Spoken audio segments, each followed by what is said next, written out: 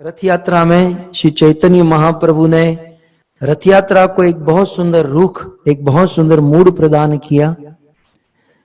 चैतन्य महाप्रभु ने यह भी हमें सिखाया कि रथ यात्रा में हम भक्तों को क्या करना चाहिए। नए नए कपड़े पहनकर बस केवल घूमते नहीं रहना चाहिए। रथ यात्रा में भाग लेने का एक तो मूड तो मैंने कल आपको बताया कि रथ यात्रा में भाग लेने का क्या मूड होना चाहिए।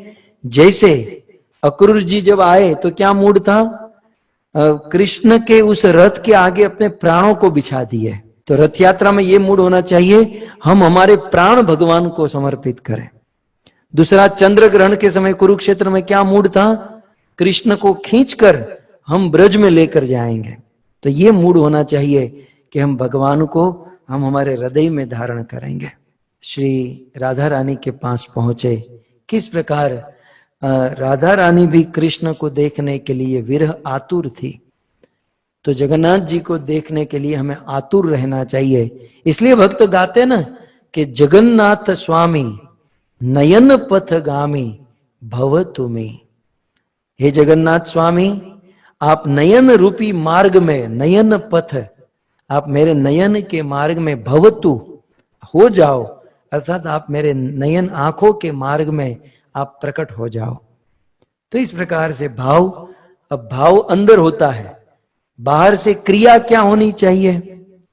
तो जगन्नाथ रथ यात्रा में चैतन्य महाप्रभु ने सबसे अधिक 99% रथ यात्रा में क्या होता है, कीर्तन होता है। जैसे ही जगन्नाथ रथ यात्रा प्रारंभ हुई तो कविराज गोस्वामी कहते हैं, दंडवत करी प्रभु जुड़ी दुई हाथ। चैतन्य महाप्रभु दोनों हाथ जोड़कर दंडवत करी, जगन्नाथ जी को दंडवत करे और ऊर्ध्वमुख स्तुति करे, देखी जगन्नाथ। और महाप्रभु ऊर्ध्वमुख स्तुति करे, जगन्नाथ जी के सामने देखकर एक बहुत सुंदर स्तुति करने लगे। तो हमें भी जब रथ यात्रा होती है तो महाप्रभु की इस परंपरा में चैतन्य महाप्रभु ने सिखाया कि हमें भी स्तुति करनी चाहिए। चैतन्य महाप्रभु ने जगन्नाथ जी को बहुत सुंदर स्तुति की। उस स्तुति को हमें याद करना चाहिए। 4 श्लोक चैतन्य महाप्रभु बोले। क्या बोले? सबसे पहले विष्णु पुराण प्रथम स्कंद 19वां अध्याय 65वां श्लोक। चैतन्य महाप्रभु विष्णु पुराण का एक श्लोक बोले जगन्नाथ जी के सामने, प्रसिद्ध है, आप सब लोग जानते हैं। श्लोक जानते हैं लेकिन रेफरेंस नहीं जानते हैं। ये श्लोक विष्णु पुराण प्रथम स्कंद 19वां अध्याय और 65वां श्लोक है। और यह श्लोक महाभारत में भी है। महाभारत के शांति पर्व में 47 नंबर के अध्याय में 64वां श्लोक है। तो ऊर्ध्व मुख और ऊर्ध्व हाथ, चैतन्य महाप्रभु दोनों हाथ जोड़कर ऊर्ध्व मुख करके रथ यात्रा जब शुरू हो रही है तब 4 श्लोक का उच्चारण कर रहे हैं। उनमें से प्रथम श्लोक, नमो ब्राह्मणीय देवाय गो ब्राह्मण हिताय च जगद्धिताय कृष्णाय जगद्धिताय कृष्णाय गोविंदाय नमो नमः गोविंदाय नमो नमः। प्रायः ये श्लोक जब हम रोज घर पर भगवान को भोग धराते हैं, सो भोग धराते समय यह मंत्र बोलने की विधि है। जब तक यह मंत्र नहीं बोलते हैं, भगवान कितने भी अच्छे भोजन भोग हो वो ग्रहण नहीं करते हैं। नमो ब्रह्मणीय देवाय गौ ब्राह्मण हिताय च जगद्धिताय कृष्णाय गोविंदाय नमो नमः। अर्थ यह है, नमो ब्रह्मणीय देवाय का अर्थ है, ब्रह्मणीय का अर्थ होता है वेद, ब्रह्मणीय माने शास्त्र। तो नमो ब्रह्मणीय देवाय, हे प्रभु, इस संसार में जो लोग वेद शास्त्र पढ़ते हैं। प्रभु इस संसार में जो लोग वेद शास्त्रों की सेवा करते हैं, सेवा माने वेद और शास्त्रों का जो प्रचार करते हैं, आप उनके देव हो। देखिए ये हमें समझने वाली भी बात है। भगवान सबसे पहले किनको प्रेम करते हैं? तो क्रम के अनुसार देखा जाए तो नमो ब्रह्मण्य देवाय, जो वेद शास्त्र पढ़ते हैं, पढ़कर दूसरों को जो वेद शास्त्र पढ़ाते हैं, सुनाते हैं, भगवान उनके देव है। अर्थात भगवान उनकी सेवा, उनकी रक्षा आदि करते हैं, उनसे प्रेम करते हैं। और इसका प्रमाण भगवत गीता में भी है। कृष्ण गीता के अंत में कहते हैं, ये इदम परमम गुह्यम मदभक्त केशु विधास्यति। हे अर्जुन, ये जो व्यक्ति मेरे इस गीता भागवत का प्रचार करता है, मद भक्तेषु अभिधास्यति, अर्थात वो उच्चारण करता है, प्रचार करता है, तो भक्ति मई पराम कृत्वा, वह प्रचार करने वाला एक तो मेरी भक्ति कर रहा है, और दूसरा इस संसार में मेरे जितने भी सेवक हैं उन सभी सेवकों से अधिक मैं उससे प्रेम करता हूं जो मेरे गीता और भागवत का प्रचार करता है, भगवत गीता। और यही बात यहां पर कहते हैं, नमो ब्रह्मण्य देवाय। ब्रह्मण्य माने वेद शास्त्र पढ़ते हैं, पढ़ाते हैं, भगवान उनके देव है, उनसे प्रेम करते हैं। एक फिर आगे सेकंड नंबर पर कौन है? देखिए भगवान की पहचान लगानी है तो सबसे पहले नंबर पर वेद शास्त्रों को पढ़ने वाले, उनका प्रचार करने वाले। सेकंड नंबर पर गौ, थर्ड पर ब्राह्मण हिताय च। सेकंड नंबर पर है गौ माता। भगवान किससे प्रेम करते हैं? गौ माता से प्रेम करते हैं। भक्तों, अब आप सब मुंबई वाले तो जानते हैं कि यदि किसी लड़की से प्रेम हो जाए या यदि किसी लड़के से प्रेम हो जाए और उनके साथ यदि पहचान करनी है तो पहले उनके फ्रेंड के साथ मित्रता करनी चाहिए, तब जाकर लाइन क्लियर होती है। ठीक है ना? भगवान से यदि हमें मित्रता करनी है, भगवान को यदि प्राप्त करना है, तो पहले भगवान जिससे प्रेम करते हैं उनके साथ संबंध जोड़ लेना चाहिए। और क्रम के अनुसार यहां पर बताया गया, सबसे पहले ब्रह्मण्य, वेद शास्त्र पढ़ने वाले, पढ़ाने वाले, पहला। दूसरा गौ, गौ माता। गौ माता से यदि प्रेम करें, गौ माता से अच्छा रिलेशन रखें, तुरंत भगवान की प्राप्ति हो जाती है। तीसरे नंबर पर है ब्राह्मण। ब्राह्मण का अर्थ होता है जन्मना जायते शूद्र संस्कारात द्विज उच्चते वेद पाठात भवेत विप्र ब्रह्म जानाति ब्राह्मण। ब्राह्मण माने जो ब्रह्म को जानता है, ब्रह्म को समझता है। कुल मिलाकर ब्राह्मण का अर्थ है भगवान का शुद्ध भक्त, जो रात दिन ब्रह्म में, भगवान में लगा रहता है, वो है शुद्ध भक्त। सो तीसरे नंबर पर है भक्त, डिवोटी, जो भगवान की भक्ति करता है, उनकी सेवा पूजा आदि के द्वारा भगवान उनका हित करता है। और फिर लास्ट में कहते हैं जगत हिताय कृष्ण। चौथे नंबर पर है जगत, ये दुनिया। भगवान दुनिया वालों का भी हित करते हैं, सूर्य प्रकाश, पानी सबको दे रहे हैं, लेकिन क्रम के अनुसार चार चीज हैं। पहले वेद शास्त्र पढ़ने पढ़ाने वाले, दूसरे गौ माता, और तीसरे हैं ब्राह्मण, और चौथे नंबर पर हैं संसार के अन्य लोग। तो नमो ब्रह्मण्य देवाय गौ ब्राह्मण हिताय च जगत हिताय कृष्णाय। त और ही दोनों जब एक हो जाते हैं तो ध बन जाता है। जगत हिताय कृष्णाय गोविंदाय नमो नमः। गोविंद का अर्थ होता है गौपालक। गोविंद माने गोपालक, गोविंद माने गौ सेवक, जो गायों का पालन करते हैं, जो गायों का सेवक करते हैं। कृष्ण को पूछा जाए, आप अपना तो इंट्रोडक्शन दे दीजिए, आपका धंधा, बिजनेस, आपका काम क्या है? तो कृष्ण कहते हैं गोविंदाय, मैं गोविंद हूं। गोविंद माने मैं गौ पालक हूं। अपना काम धंधा बिजनेस है गौ पालन करने का, गौ की सेवा करने का। तो कृष्ण को इसलिए गोविंद कहते हैं। और ऐसे गोविंद को नमो नमः मैं बारंबार प्रणाम करता हूं। तो ये श्लोक विष्णु पुराण में भी है, महाभारत में भी है। जब रथ यात्रा प्रारंभ हो रही है तो चैतन्य महाप्रभु भगवान की ओर देखते हुए, पहले तो दंडवत किए, भगवान की ओर देखते हुए दोनों हाथ जोड़कर इस श्लोक का उच्चारण किए। जयति जयति देवो देवकी नंदनो सो, जयति जयति देवो देवकी नंदनो सो, जयति जयति कृष्णो विष्णुवंश प्रदीप, जयति जयति कृष्णो विष्णुवंश प्रदीप, जयति जयति मेघश्यामल कोमलांगो, जयति जयति मेघश्यामल कोमलांगो, जयति जयति पृथ्वी भारनाशो मुकुंद, जयति जयति पृथ्वी भारनाशो मुकुंद।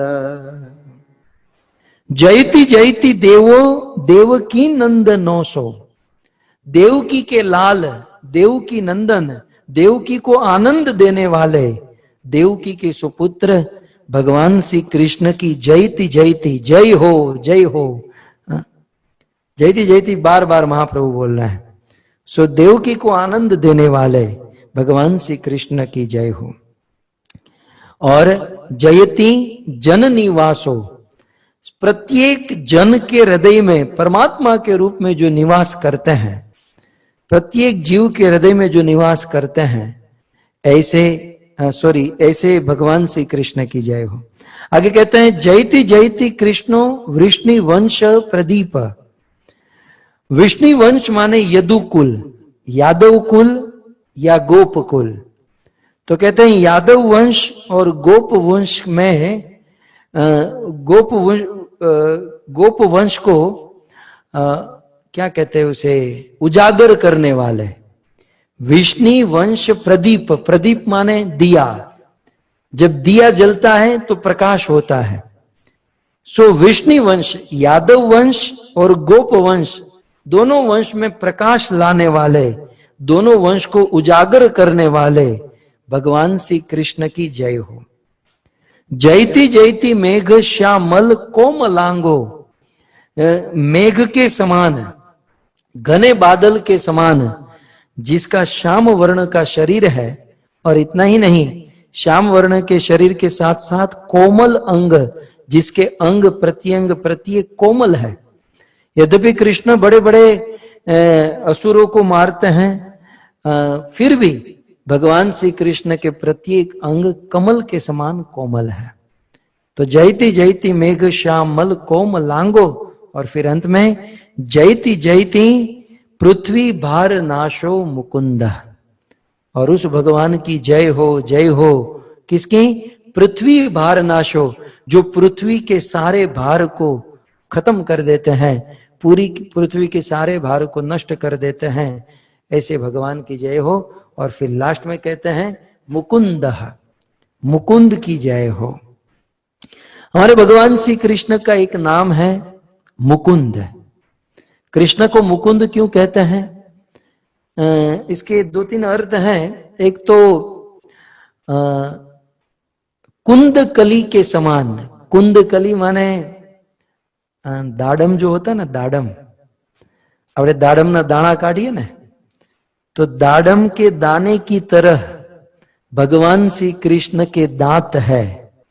कुंद कली के समान कृष्ण के दांत हैं, इसलिए कृष्ण को मुकुंद कहते हैं। तो कृष्ण का एक नाम मुकुंद इसलिए है क्योंकि कुंद कली के समान दान। दूसरा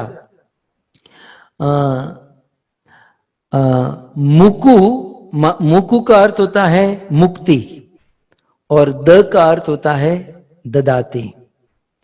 जो मुक्ति देने में समर्थ है, जो संसार के जीवों को मुक्ति दे सकते हैं, इसलिए कृष्ण को मुकुंद कहते हैं। तो ये सारी बातें चैतन्य महाप्रभु, ये दूसरा श्लोक जो रथ यात्रा के प्रारंभ में इन्होंने उच्चारण किया। आइए, महाप्रभु ने तीसरे श्लोक का उच्चारण किया, ये भी बहुत सुंदर श्लोक है। जयति जननी वासुदेवकी जन्मवादो, जयति जननी वासो देवकी जन्मवादो, यदुवर परिषद स्वेदोर्भिष्यन्न धर्मम्, यदुवर परिषद स्वेदोर्भिष्यन्न धर्मम्, स्थिरचर वृजिनग्न सुस्मित श्रीमुखेन, स्थिरचर वृजिनग्न सुस्मित श्रीमुखेन, व्रजपुर वनितानां वर्धयन् कामदेवम्, व्रजपुर वनितानां वर्धयन् कामदेवम्। श्री चैतन्य महाप्रभु रथ यात्रा में ये तीसरे श्लोक का उच्चारण किए। यह तीसरा श्लोक महापुराण श्रीमद् भागवत के 10वें स्कंद 19th अध्याय और 48 नंबर का श्लोक, 10, 90, 48 श्रीमद् भागवत का ये श्लोक है। इस श्लोक का अर्थ है जयति जन निवासो, जो सभी जन के हृदय में रहते हैं, ऐसे जन निवास भगवान कृष्ण की जय हो। देवकी जन्मवादो, जिन्होंने देवकी के गर्भ से जन्म लेकर देवकी को आनंद प्रदान किया, ऐसे भगवान श्री कृष्ण की जय हो। यदुवर परिषद स्वेदोर्भिष्यन्न धर्मम, कहते हैं कि श्रेष्ठ उत्तम यादवगण जिनके सेवक हैं, जिनके सभा में उपस्थित रहते हैं और जो अपनी दोनों भुजाओं से अधर्म का हनन करते हैं, ऐसे भगवान श्री कृष्ण की जय हो। तो यदुवर परिषद, यदुवर यादवों की सभा में जो उपस्थित होते हैं, अर्थात सुधर्मा सभा में भगवान बैठते हैं, अर्थात यादवों के बीच में जो बैठते हैं, इसलिए यदुवर परिषद। और स्वेदोर्भिष्यन्न धर्मम, और अपने दोनों हाथों से अधर्म का विनाश करते हैं, ऐसे भगवान श्री कृष्ण की जय हो। स्थिरचर वृजिनग्न सुस्मित श्रीमुखेन, कहते हैं श्री मुखेन, ये बात हमारे काम की है। तो श्री मुखेन, भगवान श्री कृष्ण अपने श्री मुख से स्थिर, स्थिर माने एक जगह पर जो स्थिर हैं, ऐसे वृक्ष आदि, वृक्ष को स्थिर कहा गया। तो स्थिर, दूसरा है चर, चर माने चरने वाले, घूमने वाले। तो स्थिर चर वृजि नग्न सुस्मित श्रीमुखेन, अर्थात जो कृष्ण अपने सुंदर मुख से स्थावर जंगम, गोप गोपी, व्रज के लता पत्ता, वृक्ष पेड़ पौधे को भी आनंद प्रदान करते हैं, उनके मन को हर लेते हैं, ऐसे भगवान श्री कृष्ण की जय हो। तो भगवान श्री कृष्ण की सुंदरता आप सब जानते ही हैं कि सब लोग कृष्ण को देखकर मोहित हो जाते हैं। तो ऐसे भगवान श्री कृष्ण की जय हो। और फिर अंत में व्रजपुर वनितानां वर्धयन् कामदेवम्, व्रजपुर वनितानां वर्धयन् कामदेवम्। बहुत सुंदर राग से इसे गा सकते हैं। तो व्रजपुर वनिता नाम, व्रज की गोपियों के कामनाओं को जो वर्धन करते हैं, अर्थात कृष्ण को देखने के बाद गोपियों के हृदय की कामना, तड़प और अधिक हो जाती है, वह कामना और अधिक बढ़ जाती है। सो इस प्रकार श्री चैतन्य महाप्रभु ने श्रीमद् भागवत का यह दूसरे इस श्लोक का उच्चारण किया। तो इस प्रकार 3 श्लोक, मानो महाप्रभु इस प्रकार से श्लोकों का उच्चारण कर रहे थे और उच्चारण करते करते किसी ने पूछ दिया कि प्रभु आप यहां पर, क्योंकि रथ यात्रा में तो बहुत लोग मिलते हैं ना, तो इतनी बड़ी रथ यात्रा थी, इतने सारे लोग थे, तो मानो चैतन्य महाप्रभु को कोई पूछे कि ठीक है आप इतनी सुंदर प्रार्थना कर रहे हो, ये है वो है, आपका परिचय क्या है, आप कौन हो।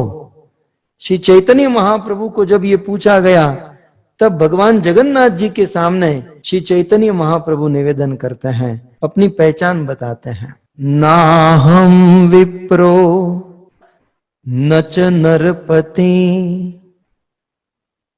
कहते हैं नाहं विप्रो न च नरपति, नापि वैश्यो न शूद्रो, नाहं वर्णी न च गृहपति, नो वनस्थ यतिर्वा, किंतु प्रोध निखिल परमानंद पूर्णामृताब्दे, गोपीर भरतु पद कमल, दास दासानुदास,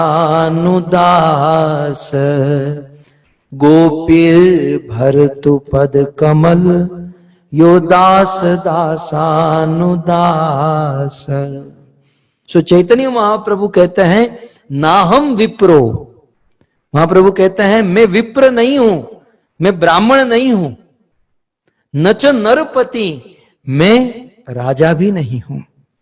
नाहम विप्रो न च नरपति, मैं क्षत्रिय भी नहीं हूं, न वैश्य न शूद्र, मैं वैश्य भी नहीं हूं, मैं शूद्र भी नहीं हूं। आगे कहते हैं नाहम वर्णी, मैं किसी भी प्रकार के वर्ण में नहीं हूं, न च गृहपति, और न तो मैं गृहस्थी हूं और न तो मैं ब्रह्मचारी हूं, और यति वनस्थो यतिर्वा, और न तो मैं यति न तो मैं सन्यासी हूं। तो भाई आप न सन्यासी हो, न ब्राह्मण हो, न ये हो न ये हो, ये सारी बात मना कर दी, तो आप कौन हो? तो कहते हैं किंतु प्रोधन अखिल परमानंद पूर्ण मृताब्धे, जो अखिल परमानंद पूर्ण है, जो सभी आनंद से परिपूर्ण है, जो आनंद अमृत का जो समुद्र है, ऐसे आनंद अमृत के समुद्र, और गोपीर भरतु, और गोपी के भरतार, गोपी का भरण पोषण करने वाले, गोपी के स्वामी, गोपियों के प्रिय, ऐसे भगवान श्री कृष्ण के पद कमल, ऐसे कृष्ण के चरण कमलों के दास दासानुदास, ऐसे भगवान श्री कृष्ण के चरणों के दासों का दास हूं मैं। तो इस प्रकार श्री चैतन्य महाप्रभु ने एक वैष्णव के लिए, एक भक्त के लिए एक सुंदर ये बात, ये पहचान बताई। वास्तव में महाप्रभु नहीं, हमें किस मूड में, किस भाव में जीना चाहिए, रहना चाहिए, चैतन्य महाप्रभु ने ये सिखाया। चैतन्य महाप्रभु ने नृत्य शुरू किया, उदंड नृत्य प्रभु करिय हुंकार, हुंकार करते हुए चैतन्य महाप्रभु तैयार हुए, और चक्र भमी भ्रमी जैसे आलात आकार, अलात चक्र की तरह, આપણે ગુજરાતીમાં ભમોડો કહેવાય, ભમડાની જેમ महाप्रभु ફર, ભમોડો 2 મિનિટ પછી ઉભો રહી જાય, लेकिन चैतन्य महाप्रभु ऐसी तेज गति से ऐसे घूमने लगे। नृत्य प्रभु जहां जहां पड़े पद तल, चैतन्य महाप्रभु नृत्य करते हुए जहां जहां ऐसे अपने चरण पड़ते थे, नृत्य प्रभु जहां जहां पड़े पद तल, ससागर शैल मही करे टलमल। महाप्रभु के नृत्य के समय जहां जहां पांव पड़ते हैं, समुद्र के समान ये धरती टलमल, कलमलाने लगती थी, टलमल होने लगती थी। स्तंभ स्वेद पुल काश्रु कंप वैवर्ण, नृत्य करते हुए स्तंभ माने चैतन्य महाप्रभु को अष्ट सात्विक विकार आता था। भक्त इसे कहते हैं नृत्य, कि आंखों से अश्रु, रोमांच, कंप होना। लेकिन महाप्रभु बिल्कुल तेज गति से, और पाछाड़ खाइया प्रभु भूमि पड़ी जाए, और कभी कभी चैतन्य महाप्रभु कीर्तन करते हुए घूमते थे और घूमते घूमते गिर जाते थे। पाछाड़ पड़िया प्रभु भूमि गड़ी जाए, और महाप्रभु भूमि पर गिरते तो कैसा लगता था? सोनार पर्वत जेन भूमि ते लौटाए, जैसे सोने का पर्वत पृथ्वी पर भूमि पर गिर गया हो, ऐसा एहसास होता था। अब देखो महाप्रभु ऐसे गोल गोल घूमते थे ना, तो सारे भक्त आने लगे चैतन्य महाप्रभु को देखने के लिए। अरे यार ये तो बहुत अच्छा घूम रहे, बहुत अच्छा। तो है न काले श्रीनिवास प्रेमाविष्ट मन, श्रीनिवास प्रेमाविष्ट मन हुआ, और राजार आगे रही देखे प्रभुर नर्तन। तो अब थोड़ा सा इमेजिन कीजिएगा कि श्रीनिवास आए और राजा प्रताप रुद्र के पीछे वो आकर खड़े रह गए। अब राजा प्रताप रुद्र के साथ उनका एक सेवक था। अब राजा अकेले तो नहीं होते ना, थोड़े से चेले चपाटे मंत्री को साथ में रखते हैं। तो राजा प्रताप रुद्र के साथ राजार आगे हरि चंदन देखी श्रीनिवास, राजा और हरि, उनके साथ हरि चंदन नाम का एक आदमी था जो राजा के साथ खड़ा था, और उसके पीछे श्रीनिवास, और उसके पीछे खड़े खड़े महाप्रभु को देख रहे थे।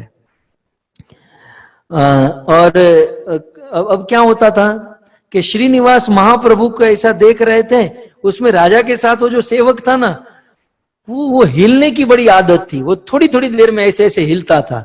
वो हिलने के कारण श्रीनिवास का जो एंगल था, उस एंगल में उसका माथा आ जाता था, तो महाप्रभु को देखने में डिस्टर्ब होता था।